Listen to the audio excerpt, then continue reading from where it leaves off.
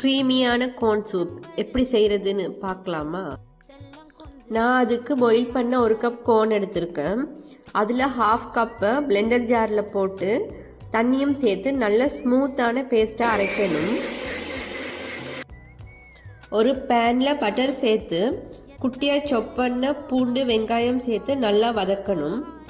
வதங்கினதும் அது கூட அரைச்சி வச்ச கோன் பேஸ்ட், மீதம் இருக்க கோன், தேவையான அளவு தண்ணி அண்ட் உப்பு சேர்த்து நல்லா கொதிக்க விடுங்க.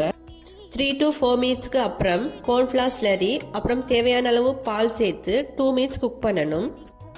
2 மினிட்ஸ்க்கு அப்புறமா தேவையான அளவு பெப்பர் சேர்த்து இறக்கினா க்ரீமியான கோர்ன் சூப் ரெடி.